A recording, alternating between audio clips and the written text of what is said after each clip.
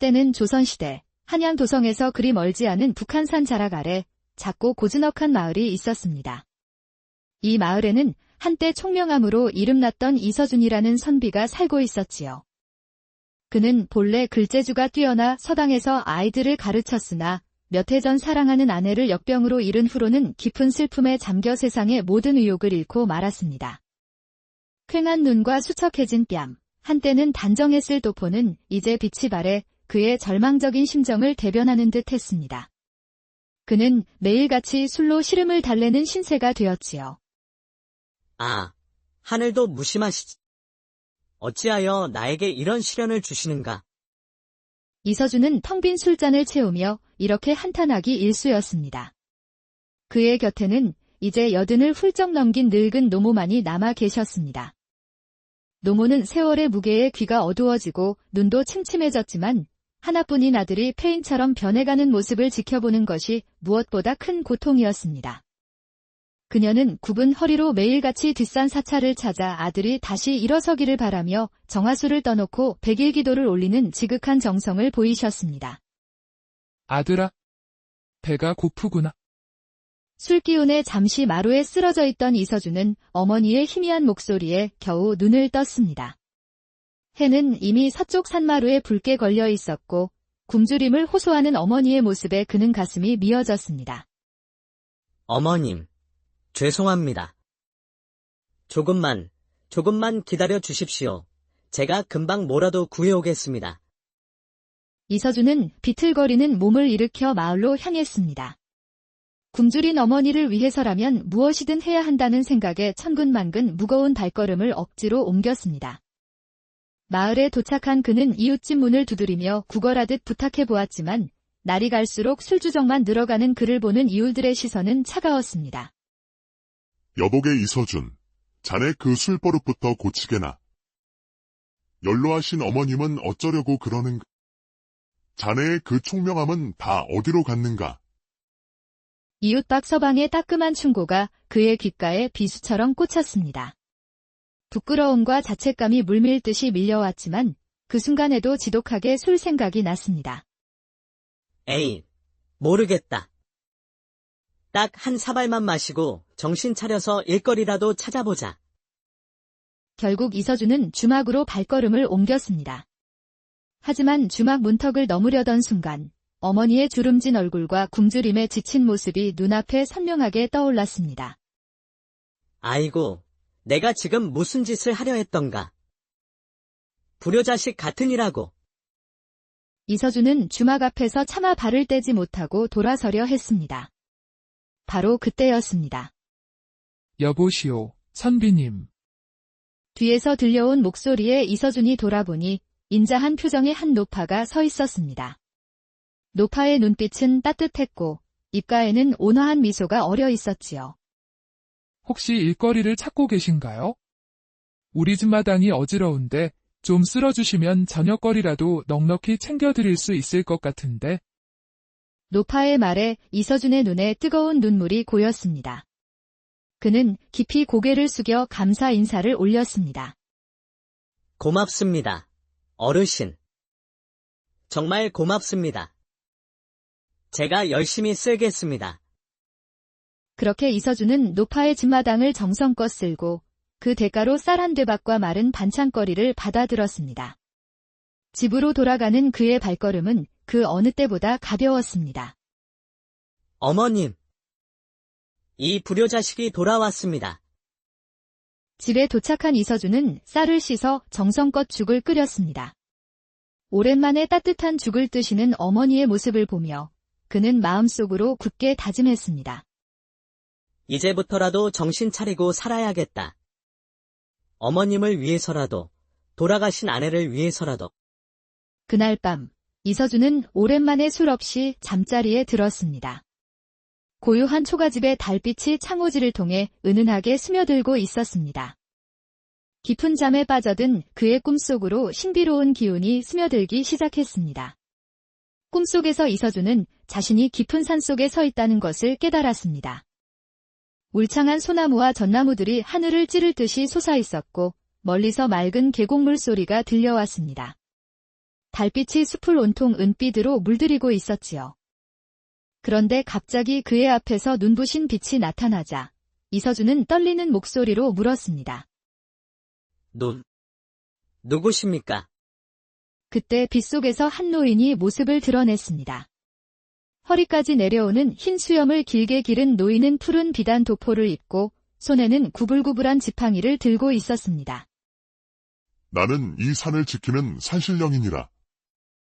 이서준, 내가 바로 그 사람이구나. 이서준은 깜짝 놀라 땅에 엎드려 절을 올리며 물었습니다. 소인이 무슨 큰 죄를 지었기에 이리 신령님을 뵙게 되었나이까? 죄가 아니라 내 효심 때문이란다. 내가 굶주린 어머니를 위해 개과천선하려는 그 마음이 하늘에 닿았느니라. 이서준은 고개를 들어 산신령을 바라보았습니다. 그의 눈에는 회한의 눈물이 고여 있었습니다. 산신령님, 저는 아직도 불효한 자식일 뿐입니다. 어머님께 제대로 된 효도 한 번 못하였습니다. 인생은 길다. 지금부터 시작하면 되는 법이지. 내가 너에게 기회를 하나 주겠노라. 기회라니. 이 산 깊숙한 곳에 수백 년 된 거대한 느티나무가 있다. 그 나무 아래로 가면 내 운명을 바꿀 인연을 만나게 될 것이다. 산신령의 목소리가 엄숙해졌습니다. 허나 주의해야 할 것이 있느니라. 그곳에서 만날 존재를 결코 두려워하지 말고 그의 부탁을 들어주어야 한다. 그리고 무엇보다 욕심을 부려서는 아니 된다. 네, 산신령님. 명심하겠습니다. 그리고 하나 더, 그곳에서 보고 겪은 일에 대해 절대 다른 이에게 발설해서는 안 된다. 입 밖에 내는 순간 모든 것이 물거품이 될 것이야. 이서준은 다시 한번 굳게 고개를 끄덕였습니다. 자, 이제 가거라. 해가 뜨기 전에 그 느티나무를 찾아야 한다. 산신령의 말이 끝나자마자 이서준의 눈앞이 환해지며 그는 잠에서 깨어났습니다. 방 안은 여전히 어두웠지만 꿈속의 목소리는 너무나도 생생하게 귓가에 남아있었지요. 꿈이었던가. 하지만 그는 이내 조용히 일어나 옷을 갈아입었습니다. 어머님, 잠시 다녀오겠습니다. 그는 주무시는 어머니께 작은 소리로 속삭이고 집을 나섰습니다. 동쪽 하늘이 희미하게 밝아오고 있었습니다. 그가 산으로 들어서자 갑자기 짙은 안개가 자욱하게 끼기 시작했습니다. 안개가 짙어질수록 그의 마음속에는 두려움이 커졌지만 그는 산신령의 말을 떠올리며 용기를 냈습니다. 그때 어디선가 구슬픈 여인의 울음소리가 들려왔습니다. 누구시오? 대답은 없었고 대신 울음소리가 점점 더 가까워졌습니다. 이서준은 두려웠지만 발걸음을 멈추지 않았습니다. 그때 안개 속에서 거대한 느티나무가 그 위용을 드러냈습니다. 그리고 나무 아래에는 하얀 소복을 입은 한 여인이 등을 돌리고 앉아 울고 있었습니다. 아가씨, 무슨 일이십니까? 왜 이런 깊은 산속에서 울고 계신 겁니까? 여인이 천천히 고개를 들었는데 그 순간 이서준은 숨을 멈췄습니다. 달빛 아래 드러난 여인의 얼굴은 창백했지만 비할 데 없이 아름다웠고 깊은 슬픔이 가득한 눈에서는 눈물이 하염없이 흐르고 있었습니다. 당신이 저를 도와주실 분인가요? 여인의 목소리는 마치 바람소리처럼 애처로웠습니다. 이서준은 순간 겁에 질려 뒷걸음질 치려다가 산신령의 말씀을 떠올렸습니다. 두려워하지 말고 부탁을 들어주어라. 네, 제가 도와드리겠습니다. 무슨 일이십니까? 제게는 풀어야 할 깊은 한이 있습니다. 하지만 저 혼자서는 할 수 없어요. 당신이 저를 도와주신다면 그 대가로 당신의 소원을 이루어 드리겠습니다. 이서준은 깊은 숨을 내쉬고 고개를 끄덕였습니다. 좋습니다. 제가 어떻게 도와드리면 되겠습니까? 그의 말이 끝나자 여인은 이서준의 손을 잡았습니다. 그 손은 얼음장처럼 차가웠지만 이상하게도 이서준의 가슴은 따뜻해지는 것을 느꼈습니다. 저를 따라오세요. 그리고 제 이야기를 들어주시기만 하면 됩니다. 그렇게 이서준은 여인의 이야기를 듣기 시작했습니다. 그의 인생이 완전히 바뀌게 될 운명의 순간, 동쪽 하늘에서는 먼동이 트기 시작하고 있었습니다. 다음 날 밤, 이서준은 노모를 이웃박 서방에게 잠시 부탁하고 다시 산으로 향했습니다. 그의 발걸음은 무거웠지만 눈빛만큼은 결연했지요. 느티나무 아래에서 그를 기다리던 여인은 말했습니다. 당신이 해야 할 일은 간단합니다. 하지만 쉽지만은 않을 거예요. 무엇이든 하겠습니다. 제 어머님을 위해서라면? 당신의 효심이 아름답군요. 명심하세요. 이 일을 하는 동안 절대로 뒤를 돌아보아서는 안 됩니다. 그리고 어떤 소리가 들리더라도 절대 대답해서는 안 됩니다. 이서준은 고개를 끄덕였습니다. 두 사람은 깊은 숲속으로 걸어 들어갔고 주위는 점점 더 어두워졌습니다. 이상한 속삭임 같은 소리가 들려와 그의 등줄기로 식은땀이 흘렀습니다. 그때 어디선가 너무나도 익숙한 목소리가 들려왔습니다. 환청, 서준아. 내 아들아. 이서준은 깜짝 놀라 걸음을 멈췄습니다. 분명 어머니의 목소리였습니다. 환청, 이 어미를 혼자 남겨두고 어디를 가는 것이냐. 배가 너무 고프구나. 제발 먹을 것 좀 다오. 이서준의 가슴이 무너져 내렸습니다. 눈에서는 눈물이 흘렀지만 그는 여인의 경고를 떠올리며 입술을 깨물고 앞으로 나아갔습니다. 조금만 더 참으세요. 거의 다 왔습니다. 얼마나 걸었을까? 갑자기 주위가 환하게 밝아지기 시작했습니다. 그들이 도착한 곳은 안개로 가득 찬 공터였고 그 안개 속에서 수많은 빛 덩어리들이 반짝이고 있었습니다. 이게 대체 무엇입니까? 이것들은 모두 이승을 떠나지 못하고 머물러 있는 영혼의 빛입니다. 당신이 할 일은 저 영혼들을 극락으로 인도하는 것입니다. 이서준이 안개 속으로 한 발짝 들어서자 주변의 빛들이 그에게로 모여들며 속삭이기 시작했습니다. 억울하게 죽었다며 원한을 풀어달라는 영혼, 막대한 불을 주겠다며 유혹하는 영혼, 아름다운 모습으로 사랑을 속삭이는 영혼까지. 이서준은 마음을 다잡고 그들을 위해 극락왕생을 비는 연부를 외기 시작했습니다. 나무 아미탑을 관세음 보살. 부디 편히 잠드소서. 그의 진심 어린 연불 소리가 울려 퍼질 때마다 빛들은 하나둘씩 평온을 되찾으며 하늘로 사라졌습니다. 모든 영혼이 떠나자 안개 속에서 한 줄기 강렬한 빛이 나타났습니다. 그 빛은 태양처럼 따뜻하고 부드러웠습니다. 저 빛을 따라가세요. 당신의 진정한 운명이 거기에 있습니다. 이서준이 빛 속으로 들어서자 눈앞에는 더 이상 어두운 숲이 아니었습니다. 눈부신 꽃들이 만발한 정원이었고 그곳의 정자에서 한 노현자가 그를 향해 미소 짓고 있었습니다. 어서 오시게, 이서준 선비.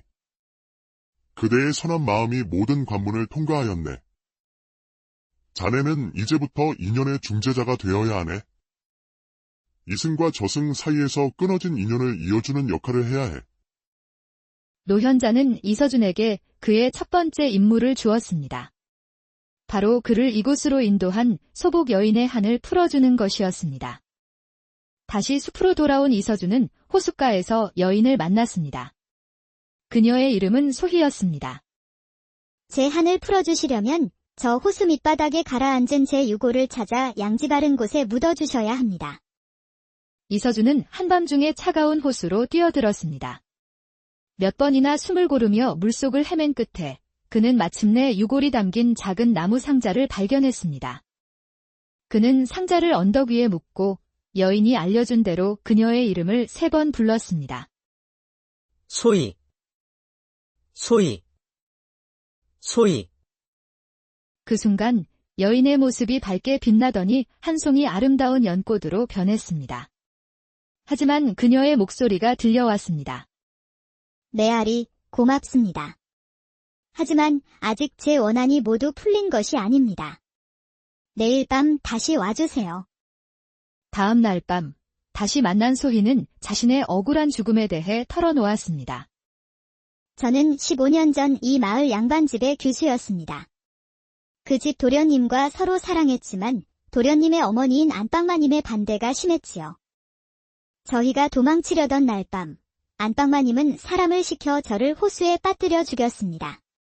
제 원한을 풀기 위해서는 그 집에 가서 진실을 밝히고 도련님이 제게 주었던 옥비녀를 찾아주세요. 알겠습니다. 제가 꼭 그렇게 하겠습니다. 다음 날 아침, 이서준은 소희가 말한 양반집으로 향했습니다. 안방마님이 제사를 지내러 간 사이, 그는 담을 넘어 집 안으로 몰래 들어갔습니다. 그는 조심스럽게 방들을 살피다 마침내 작은 함 속에서 옥비녀와 애절한 사랑 이야기가 담긴 낡은 편지를 발견했습니다. 바로 그때 안방마님이 집으로 돌아왔습니다. 이서준은 용기를 내어 그녀 앞에 나섰습니다. 너는 누구냐? 어찌하여 내 집에 함부로 들어온 것이냐? 저는 소희 아가씨의 한을 풀어주러 왔습니다. 마님, 이제 모든 진실을 밝혀주셔야 합니다. 이서준의 말에 안방마님의 얼굴이 새하얗게 질렸습니다. 그녀는 결국 모든 죄를 고백하며 눈물을 흘렸습니다.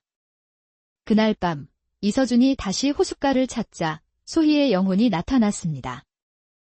소희 아가씨, 당신의 비녀를 찾았습니다. 그리고 마님도 모든 것을 고백했습니다. 정말 고맙습니다. 서준 도령. 이제 제 한이 모두 풀렸어요. 그녀의 모습이 점점 밝아지더니 마침내 하늘로 올라갔습니다. 그녀가 사라지기 직전 목소리가 들려왔습니다. 이제 당신의 보상을 받을 차례입니다.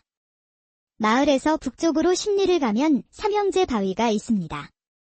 그 바위 뒤편 작은 동굴에 제가 남긴 선물이 있습니다. 다음 날 아침, 이서준은 소희가 알려준 곳으로 가 작은 옥합을 발견했습니다.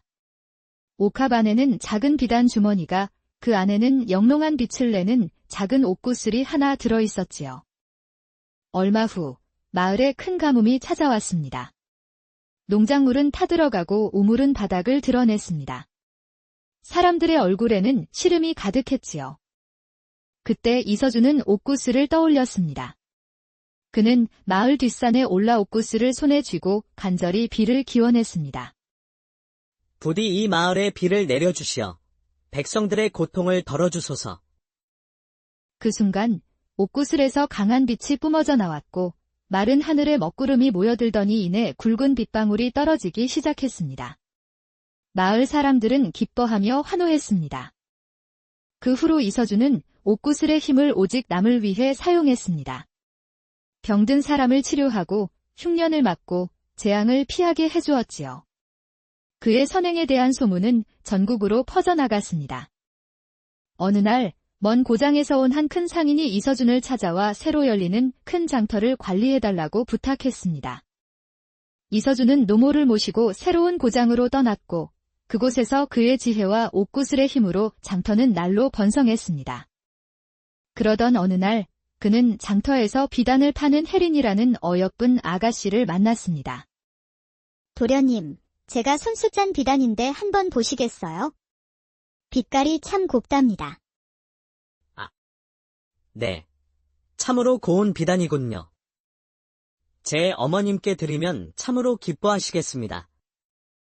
두 사람은 첫눈에 반했고 얼마 지나지 않아 혼인하여 가정을 꾸렸습니다.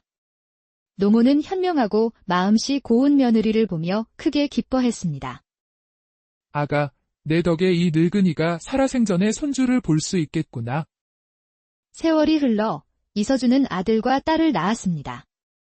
그는 큰 부자가 되었지만 결코 교만하지 않았고 자신의 재산을 어려운 이웃과 나누며 덕을 쌓았습니다.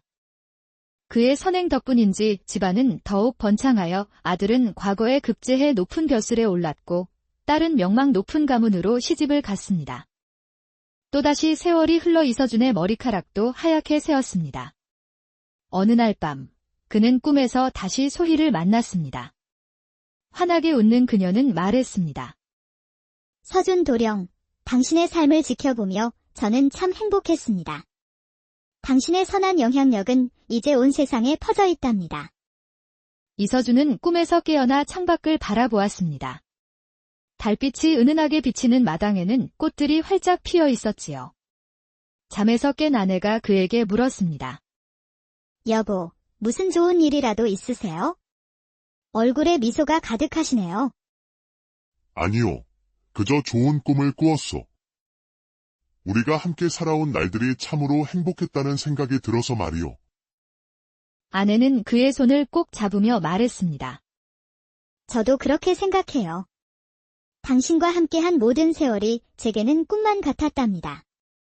한때 절망에 빠져 술로 세월을 보내던 한선비는 굶주린 어머니를 위한 작은 효심에서 시작된 기묘한 인연으로 인해 자신뿐만 아니라 온 세상을 이롭게 하는 귀한 삶을 살게 되었답니다. 진정한 보물은 황금이 아니라 다른 이를 위하는 선한 마음 속에 있다는 것을 그의 삶이